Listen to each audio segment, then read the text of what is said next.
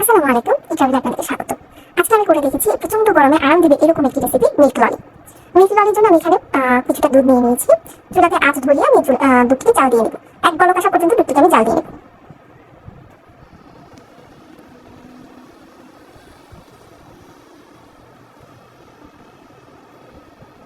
সামান্য কিছু ঠান্ডা দুধ অন্য একটি বাটিতে নিয়ে সেখানে আমি কাস্টার্ড পাউডার মিশিয়ে নেব। আপনারা চাইলে এখানে কাস্টার্ড পাউডারের জায়গায় কর্নফ্লাওয়ার মিশিয়ে নিতে পারেন।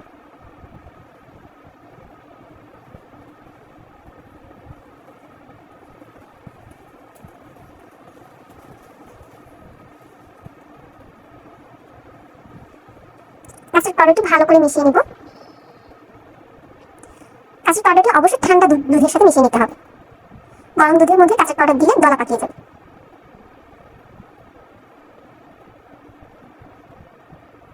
এরপর দুধটি এক বলক আসা পর্যন্ত অপেক্ষা করব।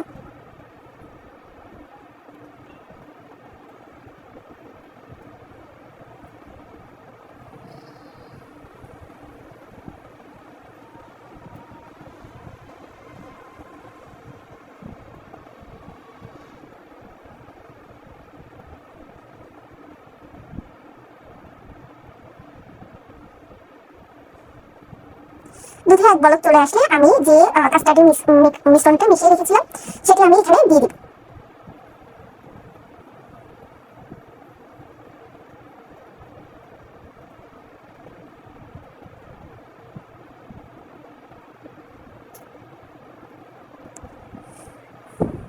কাস্টার্ড পাউডারের মিশ্রণটি মিশিয়ে আমি ভালো করে গরম দুধের সাথে মিশিয়ে নেব।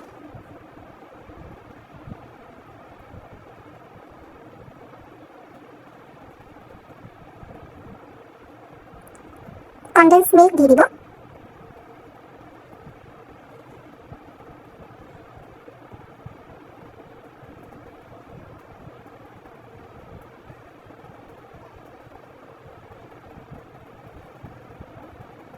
স্বাদ মতো চিনি দিয়ে দিব।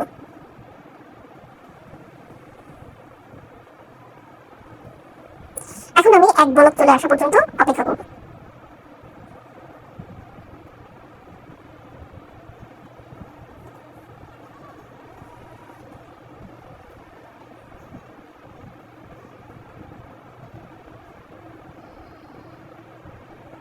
যখন বলক চলে আসবে তখন আমি চুলার আঁচ নিভিয়ে দিব এবং হাঁড়িটিকে চুলা থেকে নামিয়ে রুম টেম্পারেচারে রেখে দিব ঠান্ডা হওয়ার জন্য।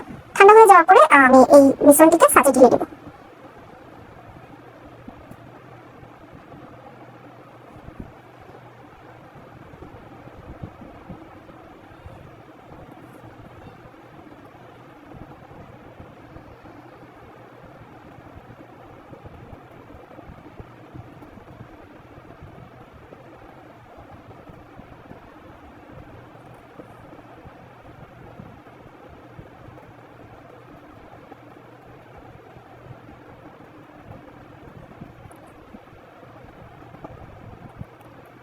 সাথে ঢালা হয়ে গেলে এখানে আমি কিছুটা বাদাম কুচি এবং কিশমিশ অ্যাড করে নেব।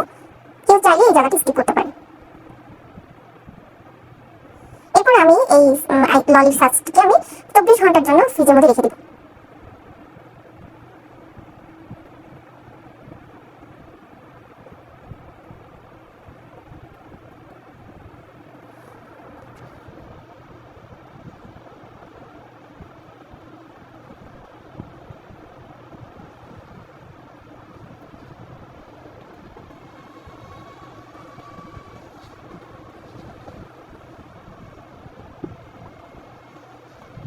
চব্বিশ ঘন্টা পর আমি সাজ থেকে ললিগুলোকে আলাদা করে নিব। আর এখানে আমার কিছুটা রয়ে গেছিল যেটা আমি আলাদা একটা পাত্রে নিয়ে কিশমিশ এবং বাদাম দিয়ে ফ্রিজের মধ্যে রেখে দিয়েছি।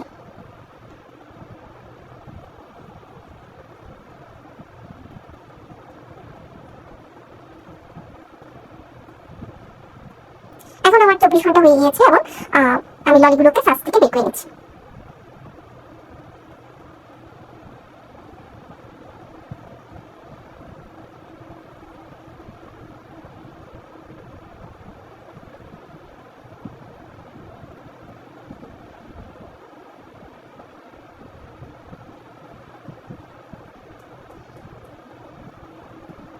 এই তো তৈরি হয়ে গেল আমার মিল্ক ললি।